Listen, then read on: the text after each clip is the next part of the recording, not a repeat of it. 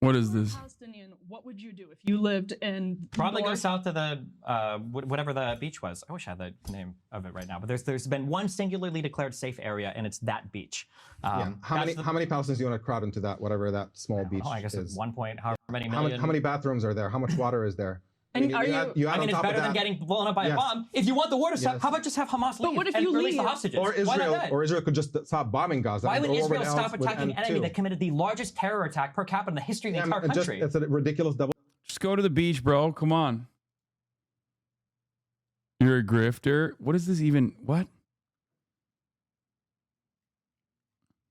Cuck rage. Impotent cuck rage. Wait, hold on, wait. Yes. Hold on. You think it's reasonable to tell Israel, hey, Hamas, I know that you guys did a little bit of a large terrorism against us and have been, by the way, which is a violation of international law, indiscriminately launching rockets for decades from this law. And every single one of those is a violation of international law because those are by definition indiscriminate, which by definition fail the distinction principle that. This is why I'm an advocate, as I'm sure he is as well, to offer all the Palestinian resistance groups the targeting capabilities in airfield and air force and drones so they don't have to indiscriminately fire rockets into Israel and instead target specific military locations and blow them up.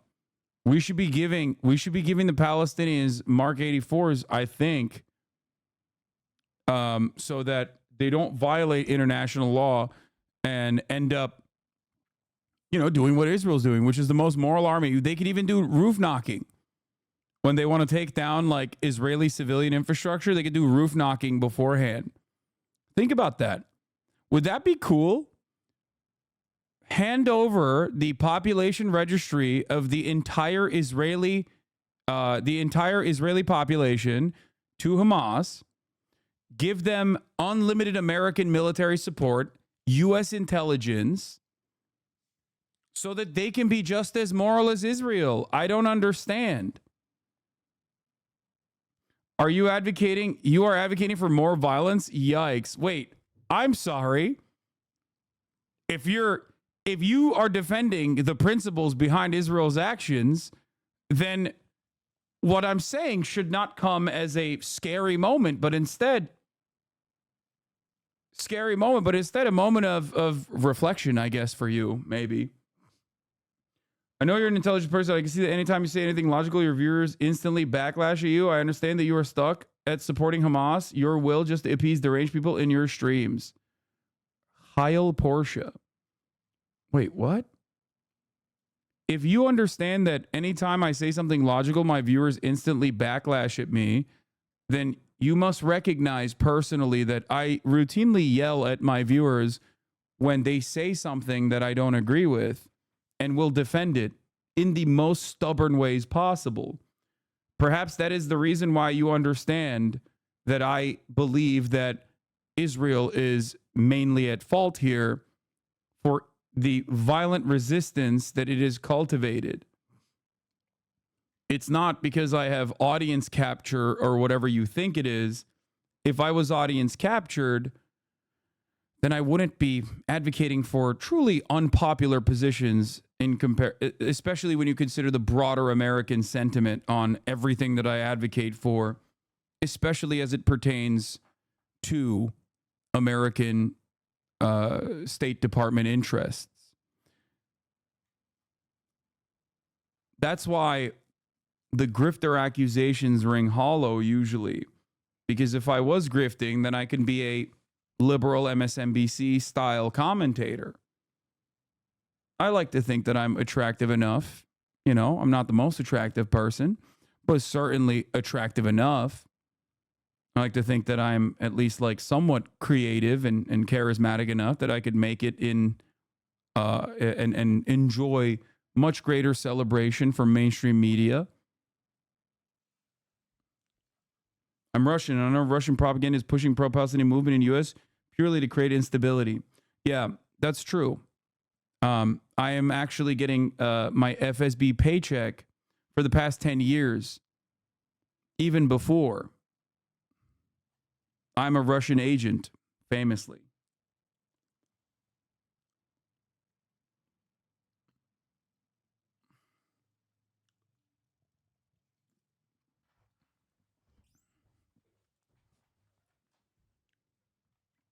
About them another dog whistle. Yeah. What's up with the Heil Porsche thing? It's a very interesting name. What's going on there? Who cares, dude?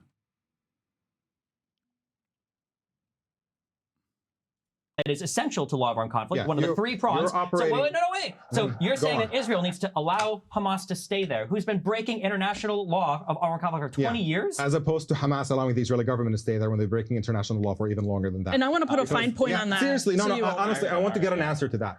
Why is it that you think that the Israeli government, having committed all the atrocities that they committed... Because the Israeli government is a democracy that can be reasoned with. Their neighbors have reasoned with them. People have signed peace agreements and people have reached agreements with them. Damn, dude, I can't believe that other countries that are also within the orbit of American interest have signed peace negotiations or agreements with Israel. Yeah, Israel can be reasoned with, like, you know, when they very reasonably invaded Lebanon and reduced entire cities into rubble. That was super reasonable. Or how they're doing that very same thing in Gaza. It's so reasonable that every time Biden's like, there's going to be a two-state solution, Jack. Remember, we're giving you guys unlimited weapons, please. Netanyahu the next morning will be like, yeah, fuck off. No two-state solution. Suck my dick, Joe Brandon. Yeah. This democracy is going to ban Al Jazeera this Sunday. To which he would say, Al Jazeera, that sounds scary, like a terrorist operation. Why should Israel allow a terrorist channel to continue? He argues almost as vociferously as like the most rabid ultra-Zionist. It is actually kind of shocking. But I guess it's not so shocking when you think about it, because like the major motivator here would be Islamophobia. So as long as you're that Islamophobic, you will be able to find the talking points to justify your unhinged framework.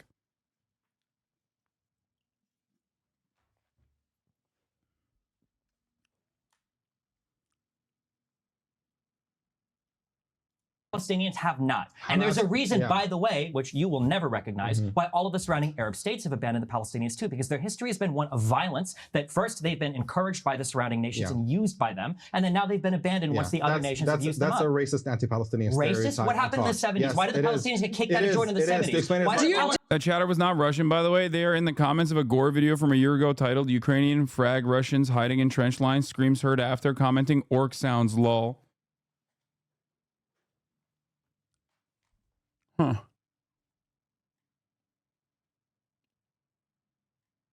Palestinians assassinated the Jordanian king in 52 in Jerusalem. Why did the Palestinians get kicked out of Lebanon? Why does Egypt want to work with the Palestinians? Do you believe he's a racist, Omar? Yes. When he talks about Palestinians, nobody likes them and nobody wants them and nobody whatever. Yes, absolutely, that's a racist description. Why do they? I don't like. Let me be clear. This distinction between like there's a category of people who are racist and a category of people who are not. I think that's a simplistic thing. What he just described is a racist stereotype. There's absolutely no question about it. Yeah, I mean, 100%. Nobody wants Palestinians who are monolithically operating in violent ways and must be dealt with through more violence, like infinitely more violence that they could ever cultivate, is just pure unrestricted racism. I mean, what are we talking about here? The fact that that's even an arguable position is ridiculous. It's ridiculous. Like, yeah, Arabs can't be reasoned with. They're just too violent. We have to fucking deal with them. This specific group of Arabs, which also, these Arabs are Arabs. Why don't they go to other Arab countries again? I don't want to get into who he is. It is to a lot of people that are pro-Palestinian. I understand that history is like the most traumatizing. If you don't understand that the Egyptian dictatorship is collaborating with Israel to suppress anything that is Muslim Brotherhood affiliated, and that's why the reason they're collaborating against Gaza. Was Nasser collaborating with the Israeli government when they locked all the Gazans in the Gaza Strip and didn't let any of them leave? Yeah. Okay. Yeah. Steve, you do this thing constantly, where you bring up random anecdotes that are completely irrelevant to anything that I'm sorry. The reason why that wasn't random is because you applied today that the dictatorship in Egypt. First of all, you said dictatorship, very loaded. Yes, Egypt's had a history of dictatorships. You're implying that they're collaborating with Israel. This current dictatorship is definitely collaborating with Israel. Unique way. You're acting like they're collaborating with Israel in a unique way. And even from 48 to 67, when Egypt had control of the Gaza Strip, the Palestinians were still locked in the Gaza Strip. Let's be clear about. Just kidding. It wasn't random. I just brought that up for a particular reason. Let me be clear about something. Right now, this doesn't that go against the whole narrative that like Arabs are monolithic? Why won't the Palestinians go to any other Arab conversation, which is a talking point that he also routinely deploys? Like, doesn't that directly go against that sentiment? He's got to figure it out. Is it all Arabs? Is it all Arabs, or is it just the Palestinians that are like the violent, rabid dogs? I guess it's interchangeable. He's using the same arguments Hitler used. Yes, it is very Hitlerian. Rhetoric. I'm going to let it go for now. The idea is looking at all the surrounding Arab governments who are collaborating with Israel, it's a sign that they hate Palestinians. When you do opinion polling in any of these countries, all of them, including in Saudi Arabia, the overwhelming majority of the population wants to cut off any talk. They want to isolate Israel diplomatically. They don't want to deal with them. The people of the region absolutely oppose what Israel is doing to Palestinians. And the fact that you can cite a handful of governments in the surrounding area who all effectively belong to the US orbit and operate under and get tremendous privilege and financial privilege and security privilege for collaborating with the United States, and to try to paint that as some sort of validation that they have anti-Palestinian sentiment, I think is completely ridiculous and ignorant of the dynamics that actually exist in the region, a region that I grew up in, by the way. What you have, I grew up in Kuwait, Jordan, Yemen, Oman, and the United Arab Emirates, and I visited Palestine on multiple occasions. Gotcha. Wait, you grew up in Kuwait in what years? Was that when Arafat was supporting Saddam Hussein expelling? I was born in Kuwait in 1982, and I lived there until that war. Okay. And yes, when Arafat made statements in support of Saddam Hussein, that became the reason why many Palestinians could not go back to Kuwait. Yeah, which was a really big deal too, which is also funny because those Oslo Accords, we point to Israel not being a good partner for peace. Only Wait, why is that? Why is that a fucking own? Wait, what? Bro, what the fuck?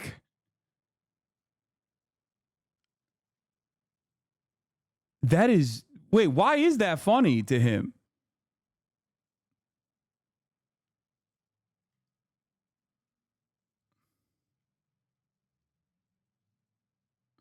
The reason why those Oslo Accords were so horrible is because Arafat was desperately looking for a way back into Palestinian popularity after supporting Saddam Hussein when he expelled. Speaking of Oslo, yes, and you know what was also happening, and the reason why Oslo happened is because while Arafat was looking for a way to get validation as the leader of Palestinians and come back, Israel was dealing with the fact that there is a Palestinian uprising, the first Intifada, overwhelmingly non-violent, in which Palestinians were doing civil disobedience, sometimes throwing rocks at soldiers, and Israel was brutalizing them for year after year. After they killed so many of them, that the Israeli officials started being concerned about the optics of it. So they said, don't kill them, beat them up and break their arms instead.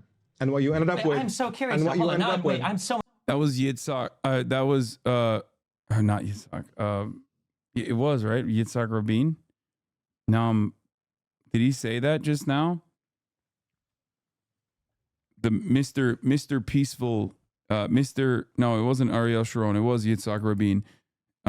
The architect of the peace negotiations, or the starter of the peace process specifically, who was literally assassinated for that crime. He was in charge of interior security at the time and said, break their bones, to which they were talking about children. They were breaking children's hands. Thousands of children's hands were broken deliberately so that they would no longer be able to throw rocks.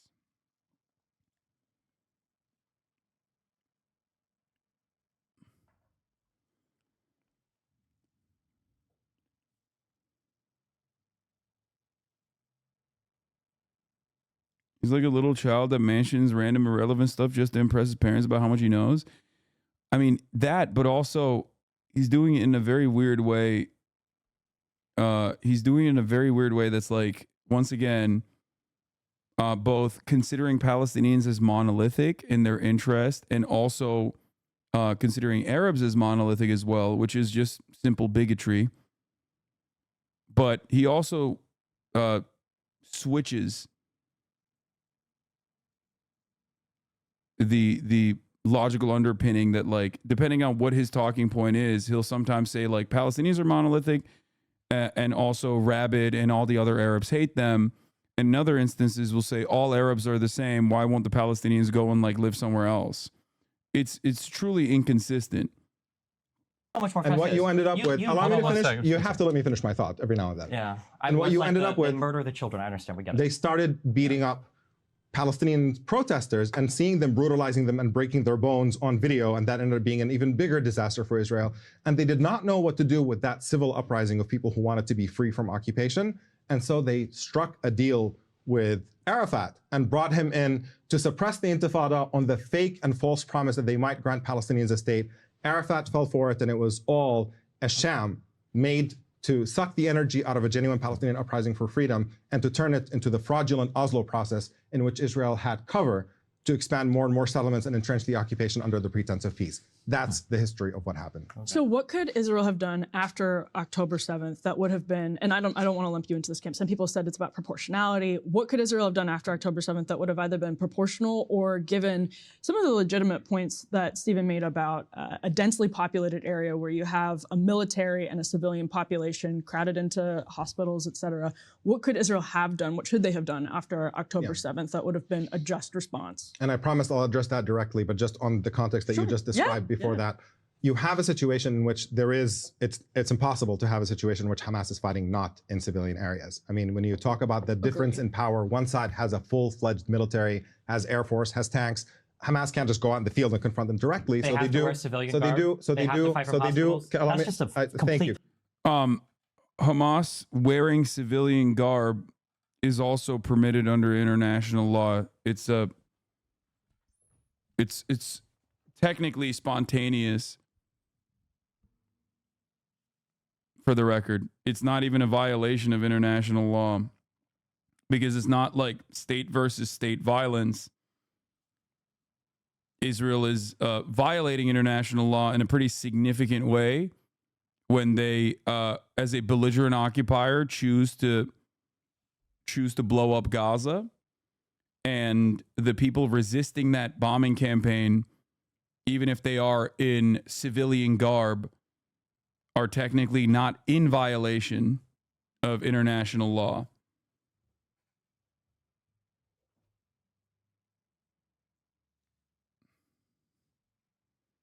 You mentioned the Warsaw Ghetto Uprising, and in comparison here, help me. Yeah. You'd have to let me finish my sentence every now and then, Stephen. Seriously, like just try. In the words of Norman Finkelstein, it's also pretty funny because like Israel has also violated international law by not only using civilian garb, but specifically portraying themselves as doctors and civilians in an effort to enter a hospital in the West Bank. Enter a hospital in the West Bank and assassinate a dude that was literally in a hospital bed. Like he was completely out of combat at that point. Multiple violations of multiple war crimes on that front. Tried to have the self-possession to just listen a little bit more. And in the style of Norman Finkelstein, be wrong about everything. Yeah, Keep great. going. Yeah. You have a situation in which the balance of power makes it so that those militants have to effectively use guerrilla tactics, and guerrilla tactics involve hiding in civilian areas. That's how that actually that happens. And if you're really upset about that and you think that that's a real problem, by all means, arm Hamas the way you arm Israel, and then they can have military on military war and he spare the said Palestinian civilians if you think that's really he's right. The underlying motivation. But of that's course, correct, by the way, 100%. Yeah, give Hamas and all Palestinian militants the same weapons, level the playing field, give them the population registry, give them control over what Israel gets in terms of humanitarian aid or in terms of trade. Okay. And if they react in the way that Israel does, then, we can have a conversation. Then you're right. They are being genocidal.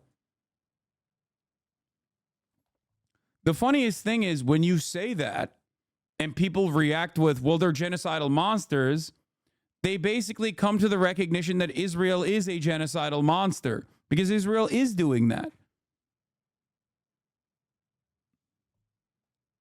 Yeah. Give Palestine nukes.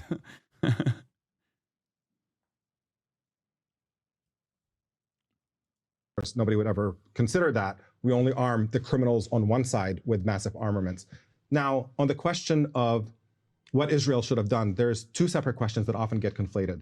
There's the question of, is it a just war to begin with? And then there's the question of proportion. And you can imagine if people in Gaza were free and Israel was not controlling their lives and deciding how much food they get to eat and whether they can go and come back, and then some kind of attack happened, you might expect some kind of Israeli retaliation. And then the only conversation would be about proportionality. Are they doing it in a way that is defensible?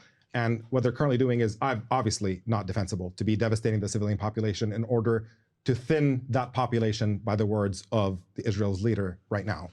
There's no source of that quote, by the way, which is it comes from the red line. It comes from Israeli press reporting on internal strategic conversations which has that never happen. been substantiated. So yes, Israeli media makes things up. When the population has always had a calorie surplus. Yeah, even the diet part. Calorie surplus. They literally have. That's why when the famine started, when all the people were moved. We watched this part. This is the part that this was like the part that we saw the video that I watched that I guess the chatter, the Divorcelli fans also recognized made him look really bad earlier in the day. But I mean, we can move on. I don't want to spend more time listening to him and having him make me mauled.